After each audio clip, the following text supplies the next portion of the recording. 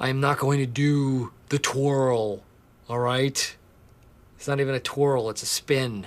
Ladies and gentlemen, from Scranton, Pennsylvania, please welcome Michael, the Machine, Scott.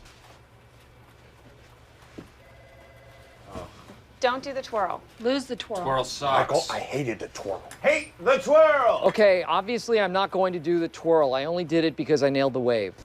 It's not even a twirl, it's a spin. I might do the spin. How about this? That's great. I want it to be better than great, Pam. How about I remain seated and I just do a little bit of a nod, sort of a humble thing. Sure. Nope, then my face is down, they can't see my face. And it looks like you're taking a dump. Alan Brand is the CEO of the company, if title is important to you, has personally invited moi to go to New York to the shareholders meeting and sit up on the stage with the board of directors. And at some point, they are going to introduce me as the most successful branch manager that they have. Michael, the limo's here for you. It's not a limo, it's a town car. Town cars are actually better, though. Better torque, better handling. You said limousine, so... Town cars suck. Town car is something that a company sends when they're in trouble. A limousine is something that a company sends when they have cause for celebration. And in this case, I think we are celebrating me. What kind of mileage does baby get? It's like what high school kids take to prom on TV shows. It's so typical of management to spend money on this. Oh, a bunch of boobs. Hate to break it to you, Oscar, but some of us like boobs. Calves. Calves all the way. I had to narrow it down to a combination of who could fit and who wanted to come. Lifestyles of the rich and famous. Of the rich and famous! Driver, pull over. This is my stop.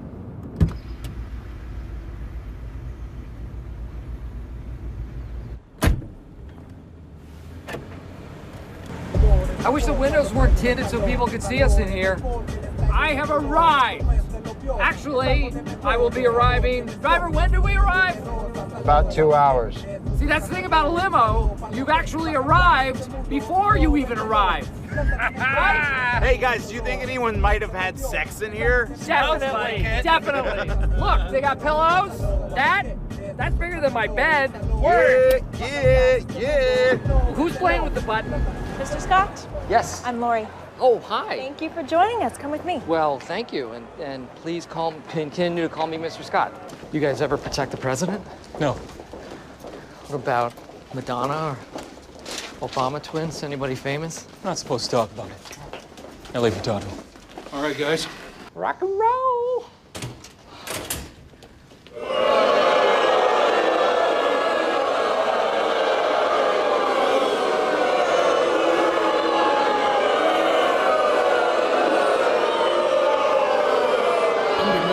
Still a strong company, and we are poised to come through this more streamlined and profitable than ever. This is not as much fun as I thought it would be. It was fun when we weren't on the brink of bankruptcy. We're going bankrupt, you think? They are really angry. There are many things to be optimistic about in Dunder Mifflin's future, and one of them is here with us today. Michael Scott, Scranton branch manager. Yes! In these uncertain times, Michael has managed to maintain steady profits from his Scranton branch. We all thank you, Michael. Another bright spot in the Dunder Mifflin landscape, our new waste pulp repurposing plant in Milford. Gabe's party. Well, look at this. Thank you for thinking of me. Why the hell? I got my own crazy idea for the night. I'm gonna watch a TV show I wanna watch with people I wanna watch it with. NCIS. By myself. Gabe bought so many books on how to be a good boyfriend, and he consults them all the time. He has so many allergies, and you never hear him complain. When he sneezes very gently, like a mouse. He's a completely pleasant person. It's a make-your-own pizza night. Okay. Isn't Gabe's place so nice? Uh-huh. Look at the size of those wine glasses, Michael. Big. Those posters used to be real French ads. All right. In a working oven? Yeah. Yours doesn't work? Up to 200 degrees. So, these are your cheeses, your hams, your sausages, your herbs, and your vegetables. Here's what's been done. Start creating. Sometimes it helps to think of a part of the world and then make Okay. Gabe likes to entertain a lot. And he cooks in an oven and all that jazz. I just have a different lifestyle. They have these bags of vegetables that steam right inside their own bag. So I'll get a glass of sangria, sit down in front of TV, a bag of vegetables. Before you know it, I'm ready for bed. Oh, what else we got? Okay, oh, mini pasta. That'll work. Oh, those are actually for the kid I mentor, so. Well, this is make your own pizza, right? Yeah, it's just when his So I blood wanted sugar. to do that. Okay, is that good? Can I do that? Do you mind if I do that? No. Can opener? Yeah. All right. Maybe Gabe got a taste of success too young. When I was Gabe's age, I was a junior salesman just struggling to feed my fish. Okay. You don't really toss the dough. Try to destroy the old ways, Gabe. I will not let you. Where's Michael? Where's Michael? We can't start without Michael. Oh, here he is. Oh, yay. And let the show begin. Oh. It's a little loud. Well, actually, I think it's not loud enough. May I? Excuse me? Thank you, sir. Okay, he has to feel There like you he go. It's Glee, belongs, right? And Rock the and team roll. has to believe in him. Turn it up to 11. Come on. Spinal cord. Some of us are trying to have a conversation. Well, some of us are trying to. I'll just turn the captions on. Well, I will turn the volume up. That's for the other box. Okay. Here's what we're gonna do. Right down the hall is a bedroom. All the real Glee fans are gonna go down the hall to the real Glee party in the bedroom. Follow me. Where we can crank it. Hey, Michael. Maybe you should try going in the other room again. You can have my seat. It's closer to the TV. It'll seem louder. Pam, I have a loaded gun in my desk at work. And if I ever start acting like that weenie Gabe, I want you to take that gun and I want you to shoot me like 100 times in the groin until I'm dead, okay? You have a gun in your desk? Look who I found. Yeah, well, I wasn't very hard to find. Let's go ahead and wash our hands. Is this the same dough that you used for the pizza crust? Yeah, waste not, right? So these are pizza dogs. These aren't pigs in a blanket, per se. Michael knows everything there is to know about snacks. Well, Gabe was born in 1982. He was the longest baby in the hospital. He's the longest baby in this room. What's the longest thing you've ever seen? For me, it was the tail from a jet. Aaron, you don't have to. Yeah, you know what, Aaron? You do have to. Aaron. Michael, you were making this harder than it has to be. That's what she said. Hey, asking for a friend. Do you happen to know if that new girl is single? Doubt it. Yeah, me too. You doubt it. What's that? Why do you doubt that she's single? Honestly, I have no idea. I just figured we'd save her from Ryan, right? I mean, think about where Kelly would be if she had never met Ryan. That's not a great example, but I think we should just keep this girl away from Ryan. So word on the street is she has a boyfriend. Well, he's probably a drug dealer. That's the best way to land a hot girlfriend. You just, you get her hooked on blow. It's gonna be nice to have just like a healthy, young, fit presence in the middle of the office. Yeah, aesthetically speaking, strictly. Yeah, she adds a nice presence. Good energy. Yeah. Yeah, it's gonna be nice to have someone hot at Pam's desk, huh? Oh, no, not even.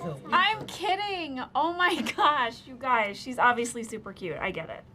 But I'd like to point out that there is 50 pounds more of me to love, if that's your thing. Pam, you look more beautiful now than ever. Radiant. Thank you, guys. Really, thank you. Very sweet. Yeah, you have this sexy glow. Yeah, it's one of the most common fetishes. Really, well, thank you all. Plus, Pam, your boobs are just out of control right now. They're huge. You know how many women would kill for boobs like that? Yeah, I love being pregnant. I felt so sexy. Giving up a baby has nothing to do with how much you like being pregnant. No, it's not just pregnant women who don't get their due. You know who's gorgeous? Helen Mirren. Yes. Have you seen her in a bikini? Amazing. Hotter at 66 than at 26. Way hot. Yeah. So hot. Okay, thank you, but you don't need to patronize me. That's not what's happening here. You wish that I was patronizing you. That is almost too much for me to handle. You know what would be the hottest thing ever? Is a pregnant Helen Mirren. Okay, stop. Now we're talking. Okay. No. This is disgusting. Do you realize what you're saying? The hottest thing ever would be a 66-year-old pregnant woman. In this case, yes. No! There are universal biological standards of beauty and attraction, and you are purposefully celebrating the opposite of them to mollycoddle a pregnant woman. No, we're not. No. Yes, you are. And another thing. Helen Mirren was born Helen Miranoff. That's right, you're fake salivating over a Soviet-era Russian. Helen Mirren.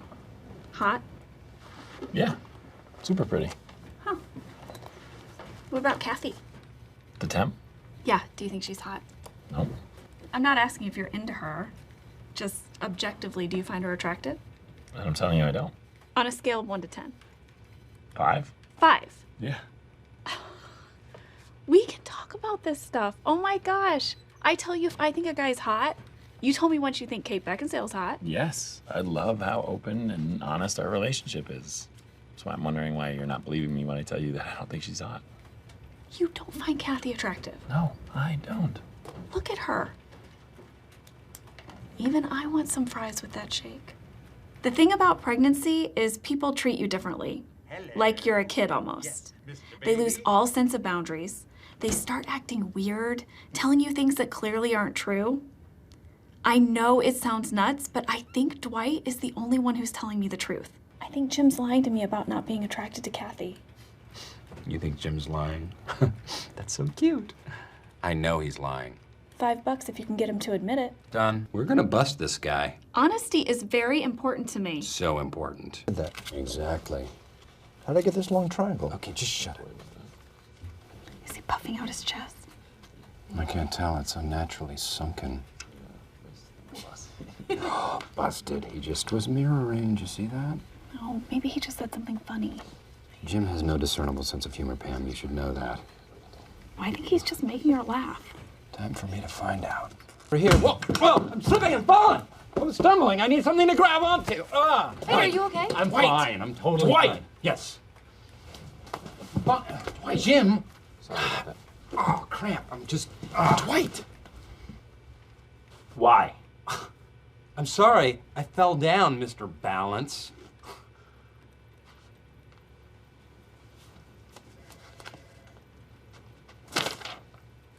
Leave. Does your husband have very soft erections? Because if not, I just grabbed a very soft penis for nothing. Happy birthday, Michael. Oh, what? I said happy birthday. Thank you. That's really nice. You excited? Mm-hmm. Everybody freaking out? Mm-hmm. Cool. Gonna be fun. You're late. Thank you. But I forgive you because Doffet is my birthday. Michael's birthday is hard for me because he gets very excited, but he's also under a lot of pressure, which builds up until he's ready to explode.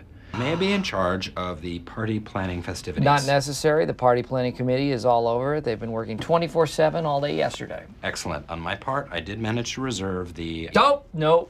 Please don't want to spoil it for anybody. I won't spoil the surprise. Let's get the party started. Let's get the party started. Not the way I taught you. Michael wants a stripper-gram? Yes, but he doesn't want to know when or whom. As his right-hand man, it's my job to release that pressure so that he can enjoy himself, if only for a moment. Want to sign? Good. You know, Ryan, you don't have to get me a present. I won't. Good. Great. Okay, good. I think I'm gonna go. No, I think you're gonna stay. Here's the thing about bosses and employees. A good boss will say, hey, it's my birthday, celebrate me. A great boss will say, hey, it's my birthday, celebrate yourselves.